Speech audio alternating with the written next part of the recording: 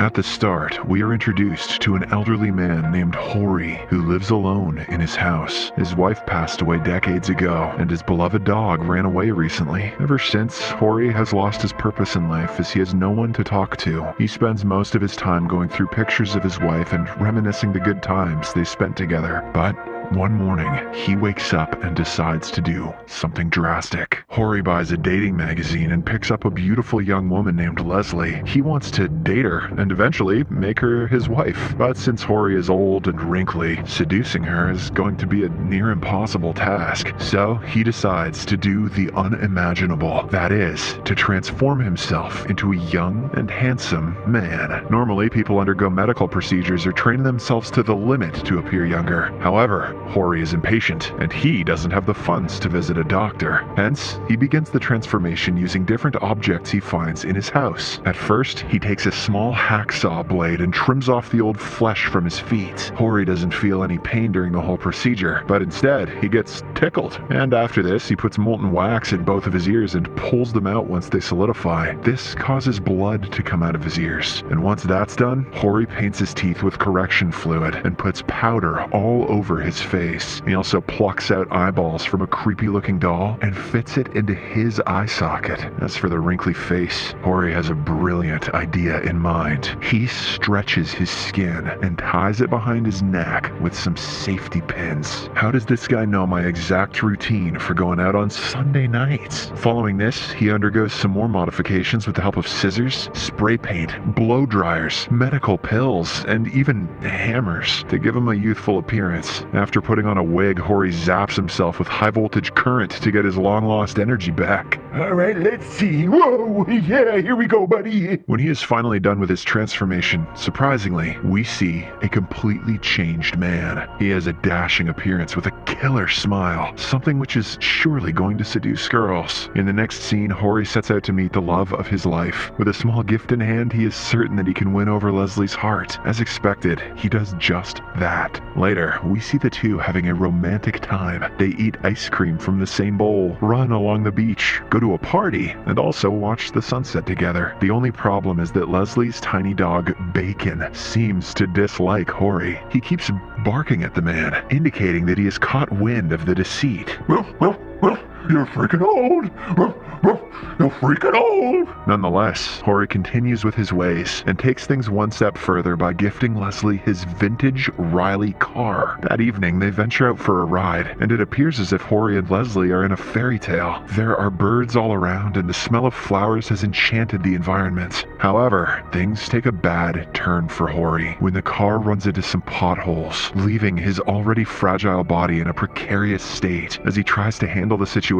Suddenly, Leslie sneezes, and her face gets stuck on the windshield. In a shocking turn of events, it is revealed that she, too, is an elderly woman who had undergone extreme transformation to appear youthful. Hori is left stunned by the sight, and the next second, his body also comes loose, revealing his original form. Initially, the two just stare at each other in shock, but then they become excited and start making out. The movie ends as Bacon the dog also discloses his real face, which turns out to be old and ugly. But he's still a good boy, though. The second movie takes place in a much darker and gloomier setting. At the start, we see three kids heading towards an abandoned house, which is known as Ghost Train. Among them is a bully named Peter, and it turns out that he has forcefully brought the other kids, Michael and Sam, along with him. When they reach the place, they are terrified to see its state. A giant Grim Reaper looms above the house, and several decapitated heads are seen hanging from the ceiling. The youngest kid, Sam, wants to run to the beach, but Peter doesn't let him go. After a while, they spot a skull on the wall, which is revealed to be the ticket machine. A sign next to it says, £1 per ride, please. Without wasting any time, Peter asks the boys to bring out whatever money they have. Sam is still hesitant about the whole idea, but he has no choice but to forfeit his 50-pence coin. The hell else is he going to do with it anyway? Once the collection is finally done, Michael nervously approaches the skull and starts feeding it with the coins. Suddenly, the ground shakes, and cockroaches begin to come out of cracks. The giant Grim Reaper also moves, ready to cause havoc.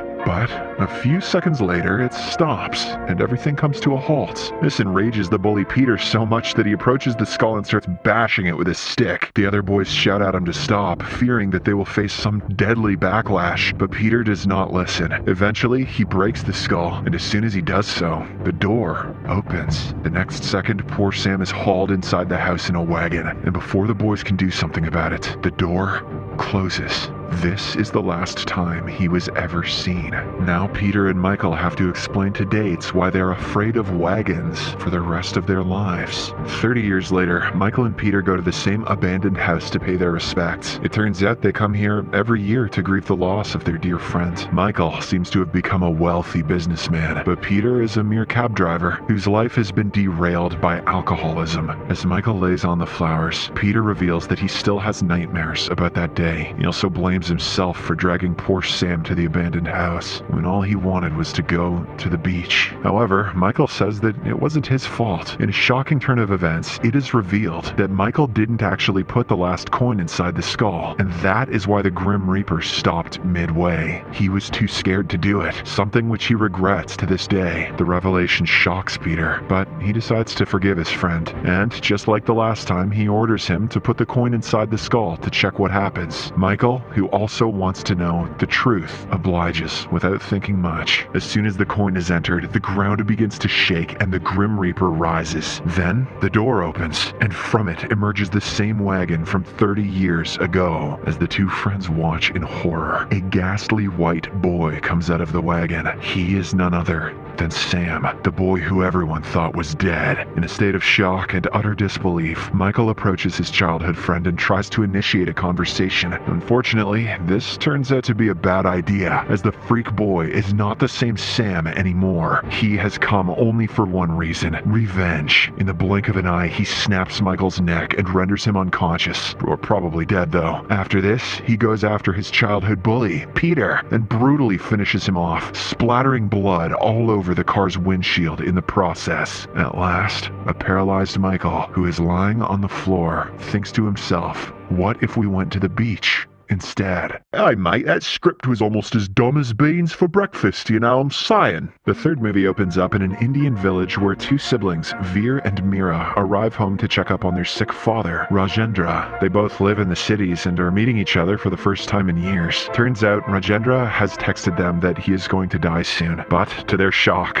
he is alive and well, preparing food in the kitchen. The siblings angrily confront the old man, demanding why he lied to them when he knew that they have busy schedules. In response, Rajendra says that he has to discuss something very important. Following this, the family heads to the living room where they sit down and have a small talk. Unfortunately, the siblings start bickering as they blame one another for their sorry state. It is revealed that their mother is in the next room, completely paralyzed and unable to talk. Although the kids love her very much, they cannot see her in this state anymore. As the conversation wears on, we get to know some more secrets about the family. The son, Veer, is revealed to be a gambler who has stolen jewelry from the house before and is dealing with dangerous drug addicts and other criminals, while the daughter, Meera, is a lesbian who ran away from home to live with her girlfriend. At present, she is failing to adopt a child. The siblings are at complete odds as they think of each other as failures. But let's be real, Veer is definitely the failure here, right? Am I crazy? When the argument starts getting violent, Rajendra intervenes and hands them a box. Inside of it, Veer and Meera find several toys from their childhood, which brings an instant smile to their faces. For a split second, they forget all their worries and rejoice in the moment. However, their happiness is short-lived as Rajendra drops a bombshell. He reveals that he has actually sold this house, and the new owners are moving in the very next day. The children are left infuriated by the news, and they inquire why such a big decision was taken without their consultation. The old man defends himself by mentioning that he built the house, and he had every right to sell it. With the money gained from it, he now plans to live the rest of his life in the city. As the children listen in shock, Rajendra then says, "Which one of you is going to take care of your mother?"